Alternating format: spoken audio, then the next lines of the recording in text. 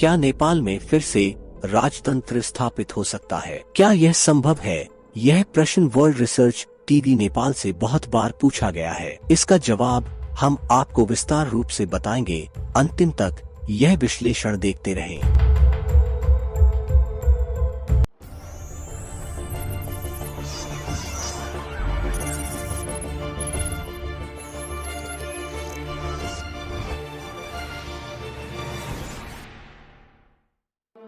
अगर बात है नेपाल में राजतंत्र की पूर्ण स्थापना की, तो यह अभी भी संभव है, क्योंकि राजा ज्ञानेंद्र वीर विक्रम शाहदेव ने खुद से रिजाइन किया है और उनको जनमत संग्रह के द्वारा नहीं हटाया गया है। इसलिए नेपाल में फिर से राजतंत्र स्थापित हो सकता है।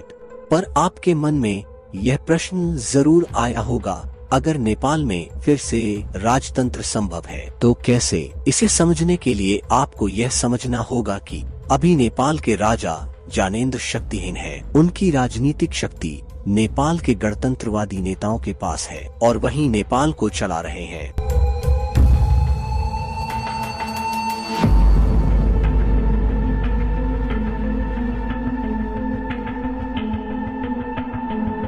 यह 3 तरीके से नेपाल में फिर से राजतंत्र की बहाली हो सकती है। पहला, जनमत संग्रह के जरिए, क्योंकि राजा की शक्ति उसकी प्रजा में होती है। अगर प्रजा चाहे तो जनमत संग्रह करवाकर राजतंत्र को फिर से स्थापित करवा सकती है। दूसरा, नेपाली सेना के जरिए, क्योंकि अगर नेपाली सेना को लगेगा कि नेपाल संकट में है और राजनीतिक दल देश को नहीं संभाल पा रहे, तो सेना नेपाल के सभी राजनीतिक शक्तियों को अपने अधीन में लेते हुए देश की जिम्मेवारी राजा को सौंप सकती है। पर इसमें एक परेशानी है, कोई भी देश यह नहीं चाहता कि उसकी पड़ोसी देश को सेना या राजा चलाए। इसलिए यह देखते हुए भारत या चीन कोई एक्शन ले सकती है।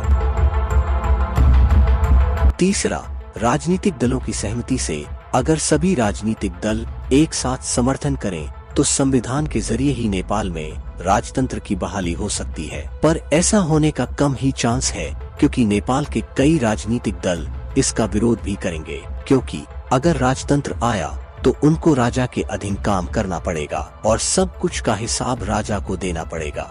तपाईहरुले खोप किनेर जनतालाई खोप लगाउन नसक्ने, नचाहने अनि निर्वाचनमा अर्बौं रुपैयाँ खर्च गर्ने। कति अर्ब खर्च हुन्छ निर्वाचनमा? अनि भात खान खर्च, कोरोना लागिरहेछ, भात किन खाइन त? अर्ब खर्च भइरहेछ। नेपाल के राजाओं ने हमेशा देश और प्रजा की रक्षा के लिए कड़ी मेहनत की है और किसी भी परिस्थिति में नेपाली लोगों का सर नहीं झुकाया है। लेकिन आज के गणतंत्रवादी नेताओं ने देश का सर शर्म से झुकाया है और नेपाल को एशिया का सबसे बड़ा गरीब देश बनाया है। यो देश हामीले चिनेको, हामी सानोमा हुर्केको देश रहन्न र छैन पनि अहिले। तपाईले अनुभव गर्नुभएको छ छैन? मैले त अनुभव गरेछु। कस्तो देश थियो यो? अहिले के छ? अरूले फाइदा उठाउने ठाउँ हामीहरूले नि दिइराखेका छौँ। यो हाम्रो बेकुफी भयो कि अरूको खुबी भयो? त्यो नेपाली जनताले अब विचार गर्नुपर्ने समय आयो।